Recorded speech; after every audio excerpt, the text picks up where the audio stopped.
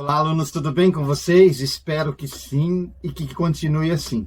Amores, essa é a nossa aula 15. Brasil, economia, distribuição de riqueza e uso da terra. Vai ser uma aula bem movimentada, com bastante mapas e muitas informações, tá? Então presta bem atenção. Mas, professor, a aula 15, eu perdi então alguma aula, porque a última aula que você colocou pra gente foi a aula 12, né, no terceiro bimestre. Pois é, só que depois da aula 12 nós tivemos a aula 13, que foi avaliação, a aula 14, que é essa autoavaliação que vocês estão fazendo aí, os que não fizeram poderão fazer novamente, e aí sim a gente chega nessa aula 15.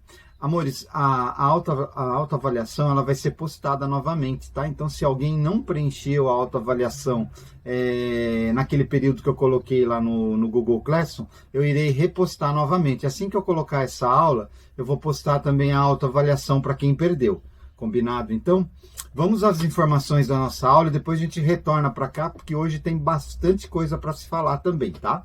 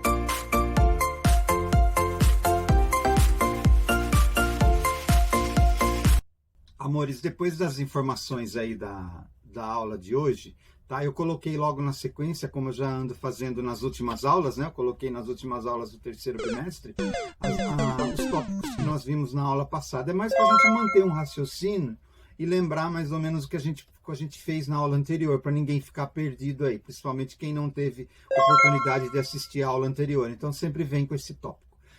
Eu vou colocar aí na tela para vocês o tema do nosso primeiro vídeo, tá? Então é um vídeo mais rapidinho, é um vídeo curto, tem mais ou menos 3 minutos, é da agência da AGU, tá? Advocacia Geral da União.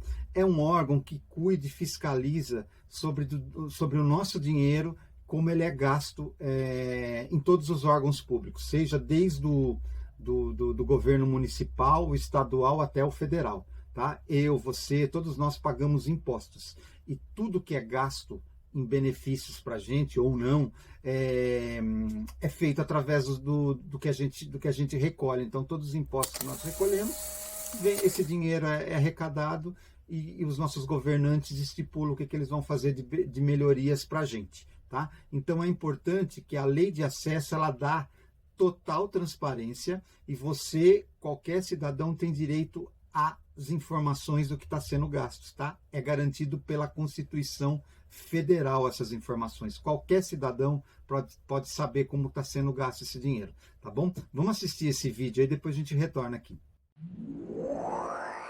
Você conhece a Lei de Acesso à Informação? A AGU explica. A Lei de Acesso à Informação, também chamada de LAI, regulamentou um importante direito previsto no artigo 5º da Constituição Federal, que diz que todos podem solicitar dos órgãos públicos informações de seu interesse particular ou do interesse geral. Essa lei garante o acesso à informação pública e ela é um direito fundamental que já se encontrava previsto em diversas convenções e acordos internacionais que o Brasil já tinha assinado. A lei ela deve ser aplicada e cumprida por todos os órgãos e entidades da administração pública federal, estadual, distrital e municipal. E também vale para os 3 poderes, do Poder Executivo, Judiciário e Legislativo, além das Cortes de Contas e do Ministério Público. Ela vale também para entidades privadas sem fins lucrativos que recebam, para a realização de ações de interesse público, recursos públicos direto do orçamento ou por meio de convênios e termos de cooperação. Qualquer pessoa pode solicitar essas informações. Basta uma simples identificação do requerente e a especificação das informações solicitadas, sem que seja necessário indicar os motivos por quais estão sendo feitos esses pedidos. Ou seja, a pessoa não precisa explicar nem por quê, nem para que ela está buscando aquelas informações. Uma pergunta comum que as pessoas geralmente fazem é como é que pode ser feito esse pedido de acesso à informação? Segundo o artigo 10 da lei, esse pedido pode ser feito por qualquer meio legítimo. Ou seja, basta um e-mail, um fax ou protocolando uma petição que os requisitos legais estão preenchidos. Feito o pedido, o órgão ou entidade pública ele deve conceder o acesso imediatamente. Mas é lógico que tem casos que isso não é possível. Por essa razão, a lei dá um prazo de 20 dias para o órgão público entregar essas informações. E existe também a possibilidade de prorrogação por mais 10 dias, desde que isso seja manifestamente justificado. A transparência e o acesso, elas são a regra, mas a lei ela traz algumas exceções, como no caso de dados que possam violar a intimidade de alguma determinada pessoa, no caso de informações sigilosas que assim forem decretadas por determinada autoridade, e de informações que são sigilosas por conta de algum outro diploma legal, como por exemplo sigilo bancário ou sigilo fiscal. A utilização dessa lei é extremamente importante porque ela garante a transparência da coisa pública e a fiscalização por parte da sociedade. Além disso, se o agente público se recusar ou se ele retardar ou prestar informação de forma incorreta, ele pode ser punido por isso, respondendo inclusive por improbidade administrativa. Se você quiser saber mais sobre a AGU e o mundo jurídico, hashtag AGU Explica. Até a próxima!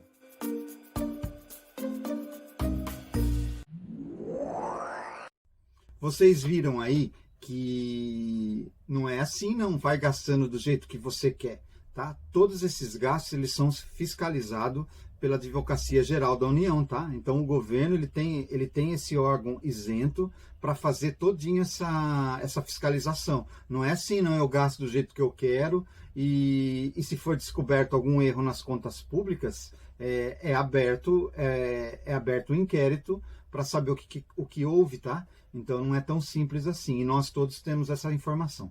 Amores, eu vou passar agora para vocês, eu vou colocar aí também na tela, vocês acompanham comigo, tá?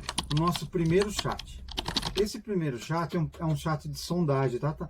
Esse mapa que eu estou colocando aí é de rendimento domiciliar per capita, então é por cabeça, tá? Então vocês têm de R$ 607,847 é o piso menor do rendimento domiciliar de uma família, né? Até o maior, que é a média de 1.382 a 2.407. E cada cor aí na legenda, vocês já sabem, não é novidade, aparece para vocês como que é para ser respondido. Então a primeira pergunta, vocês vão citar 2 estados com rendimento domiciliar per capita de menor faixa, segundo a legenda, vai comparar com a legenda, e a segunda, cite 2 estados que se encontram na maior faixa da legenda. Então, 2 menores e 2 maiores. Vamos fazer lá no chat, então.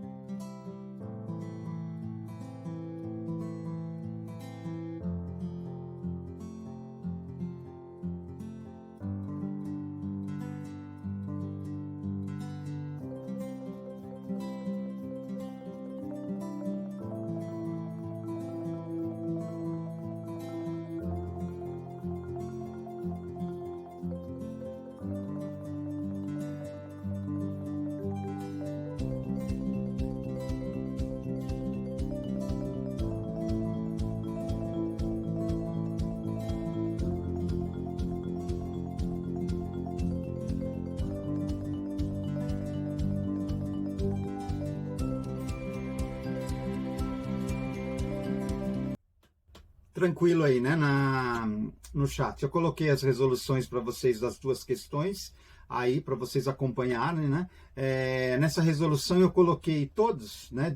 Eu não citei só dois, eu citei todos para vocês compararem, pelo menos se vocês colocaram na resposta de vocês dois estados, ou maior ou menor, tá? Então eu coloquei, se vocês viram que dos que vocês citaram estavam aí na resposta, tranquilo, tá? Nós vamos fazer mais 2 chats ainda ao longo da nossa aula de hoje.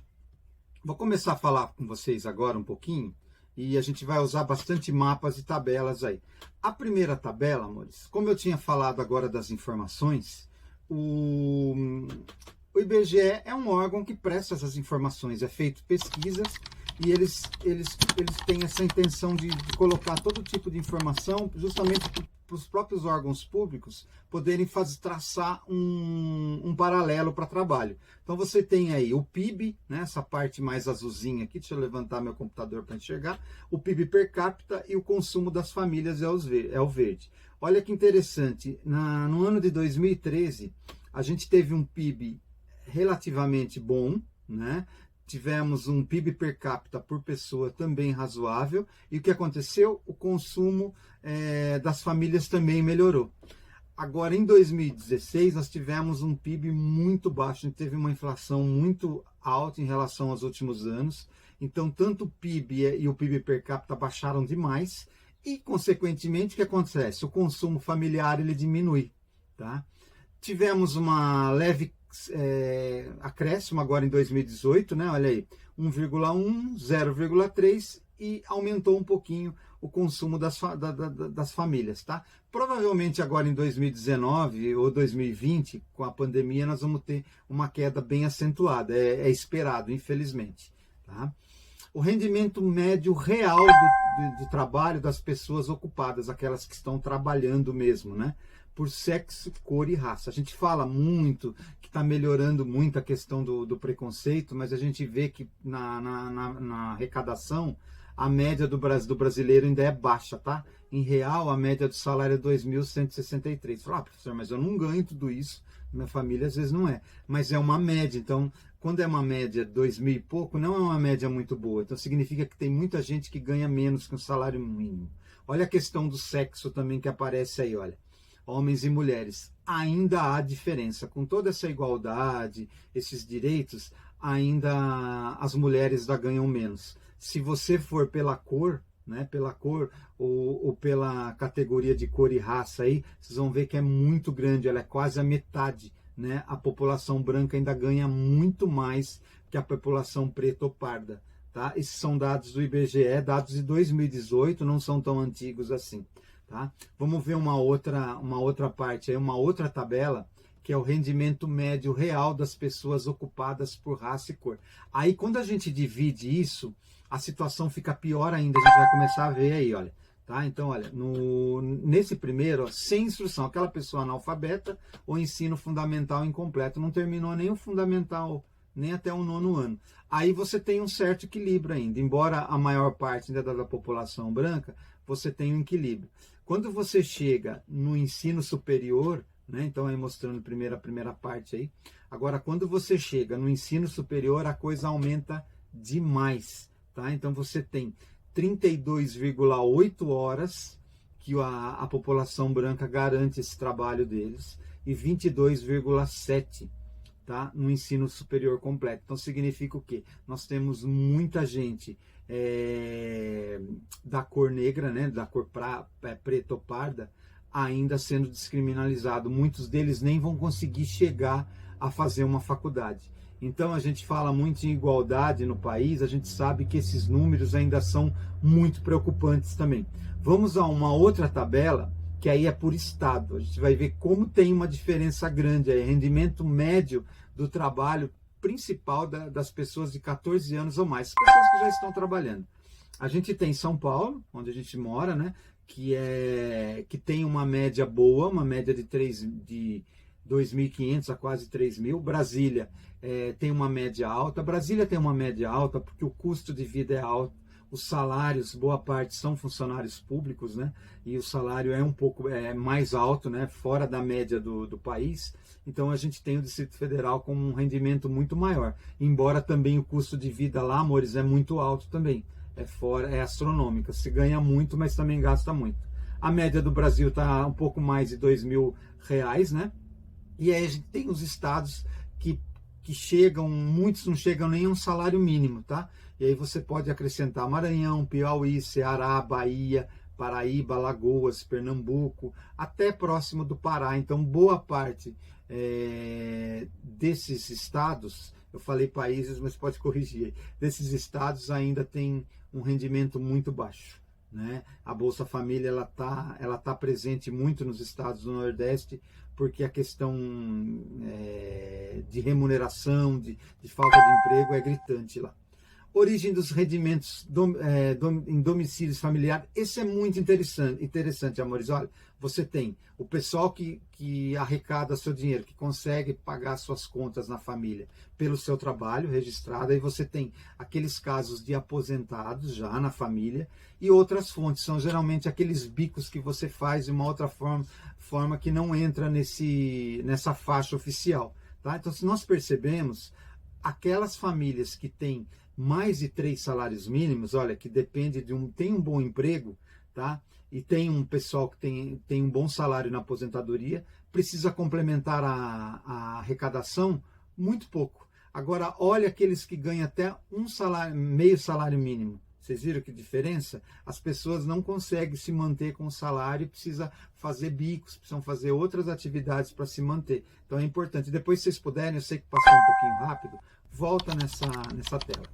Próximo vídeo agora nosso vai explicar justamente essa questão da inflação, tá? É daquela série que eu vivo passando para vocês, ele é um pouquinho mais longo, mas é interessante. O IBGE explica sobre o que é a inflação, tá?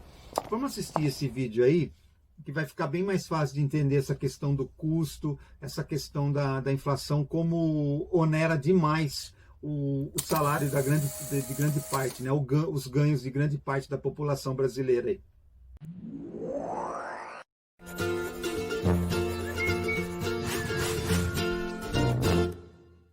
Olá, sejam bem-vindos ao IBGE Explica.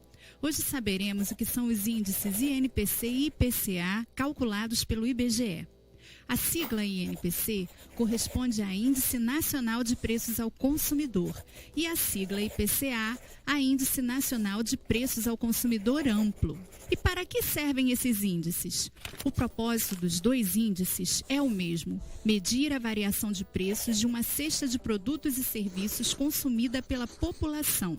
O resultado mostra se os preços aumentaram ou diminuíram de um mês para o outro. O que é, afinal, uma cesta de produtos e serviços? O IBGE faz uma pesquisa para verificar o que a população consome: arroz, feijão, passagem de ônibus, material escolar, médico, dentista, escola, patinho de borracha.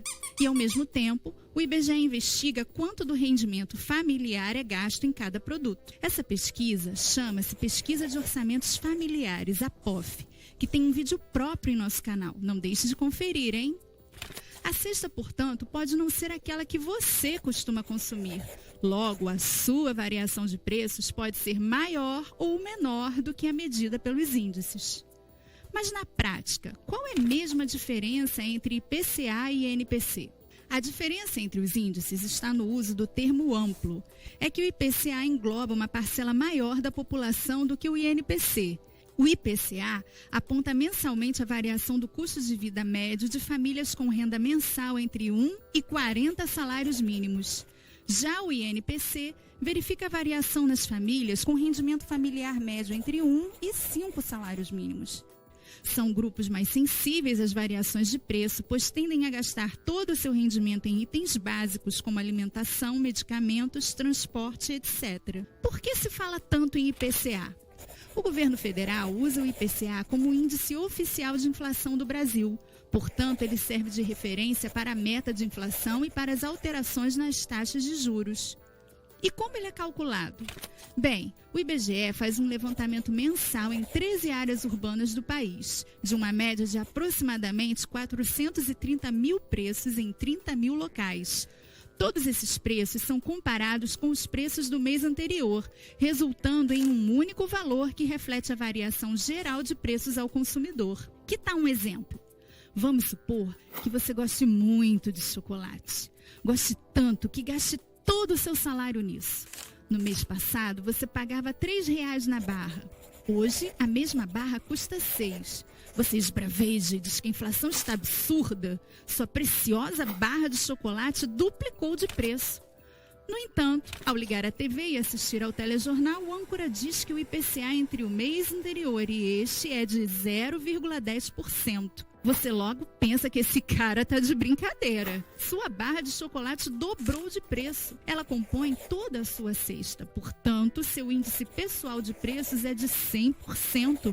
Como pode o âncora dizer que o IPCA é de somente 0,10%? Acontece que na cesta de compras de referência, outros produtos podem ter tido queda de preços. Além disso, os chocolates têm um peso pequeno na cesta de compras da população quando comparado, por exemplo, à carne, à mensalidade escolar e ao transporte.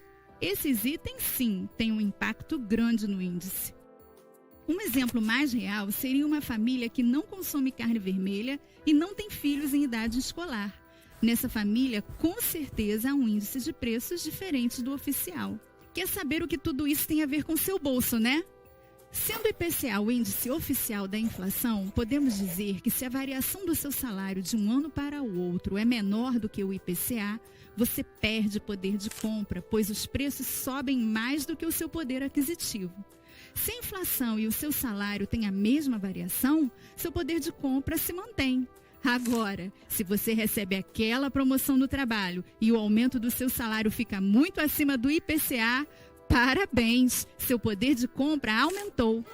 O IBGE produz e divulga o IPCA sistematicamente desde 1980. E de lá para cá, muita coisa interessante aconteceu.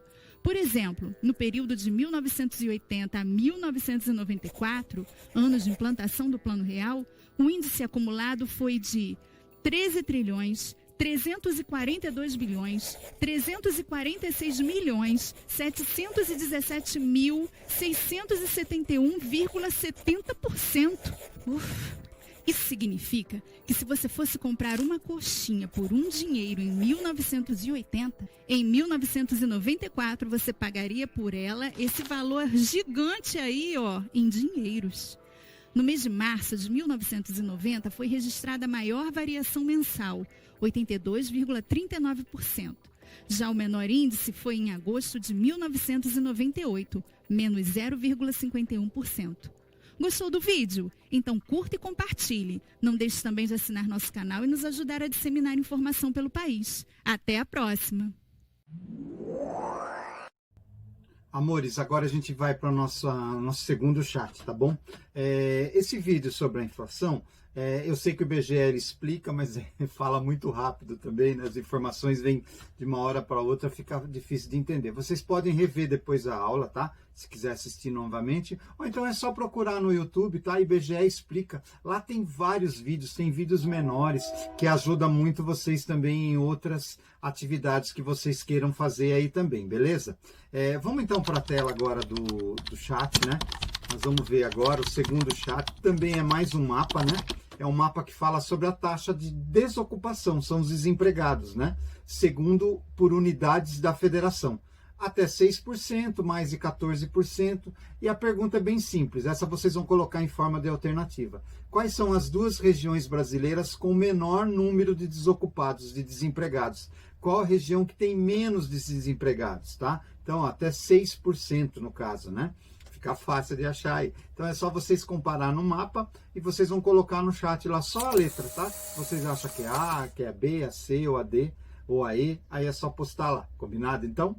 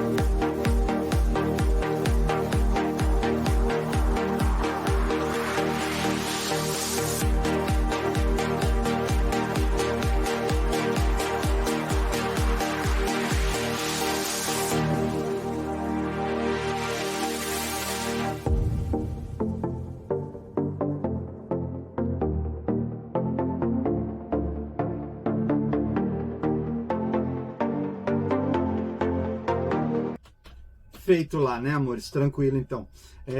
Vamos agora à nossa segunda parte de explicação. Hoje a gente está vendo bastante mapas no chat também e vendo tabela. Agora eu vou mesclar um pouquinho de mapa com tabela, tá? A gente viu a maior parte na primeira parte.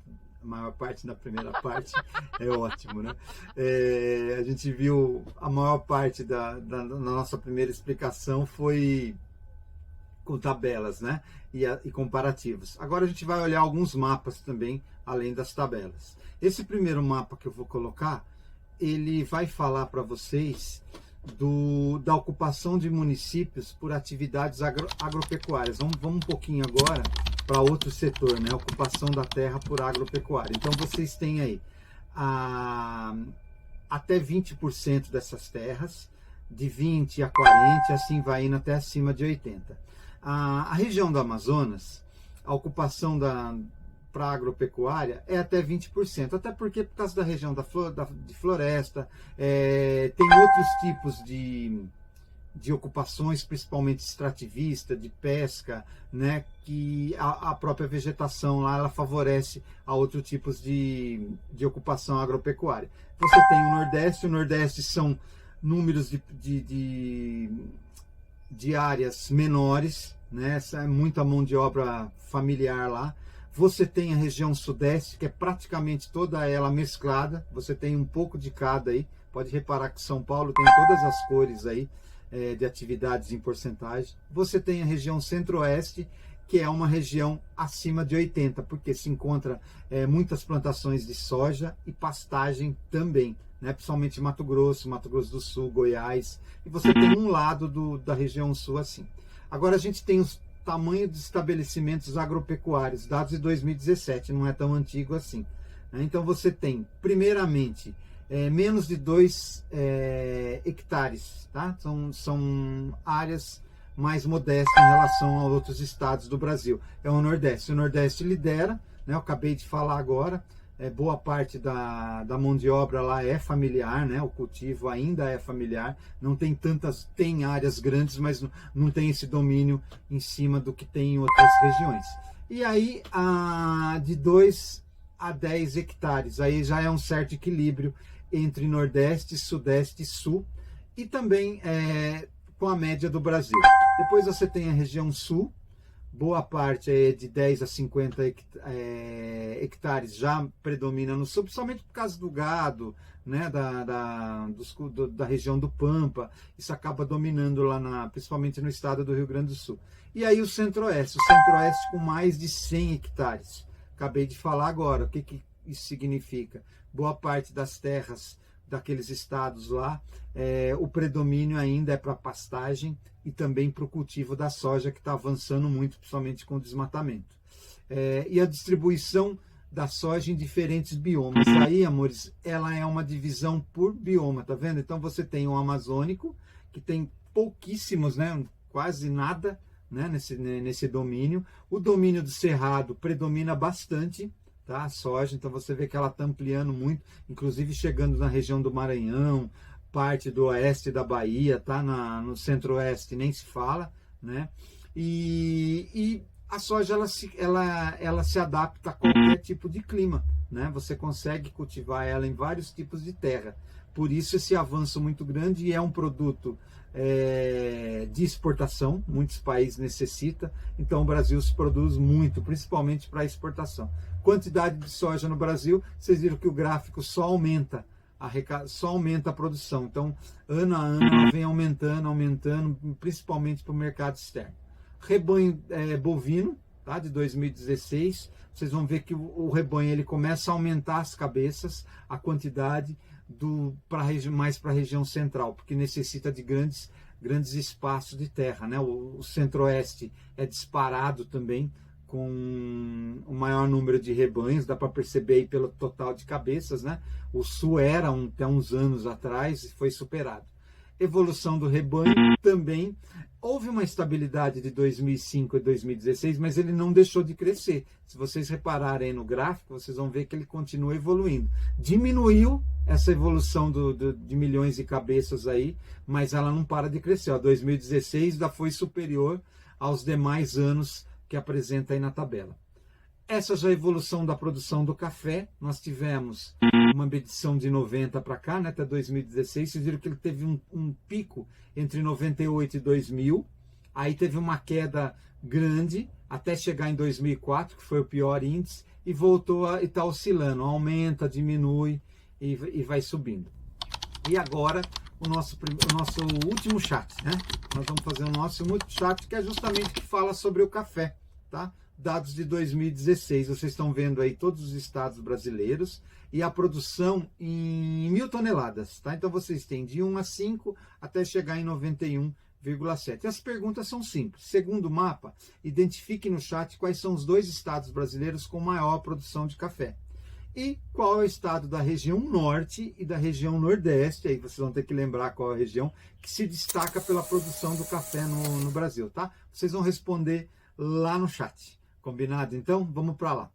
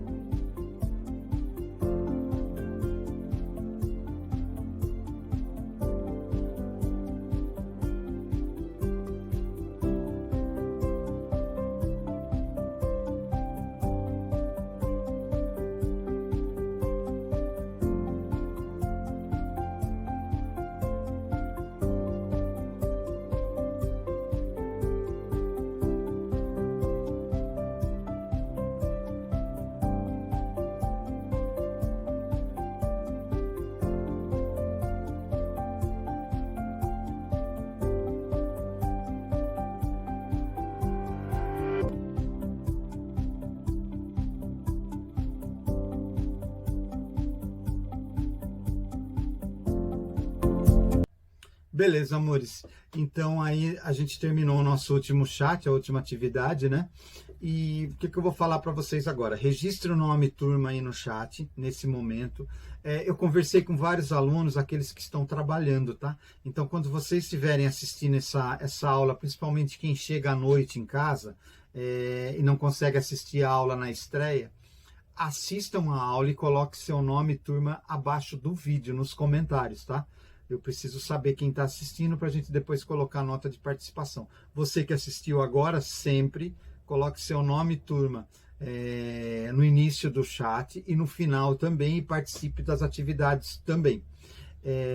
Amores, essa é a nossa primeira aula do quarto bimestre. Nós teremos ainda mais umas 2 ou 3 aulas ainda, tá? É bem provável.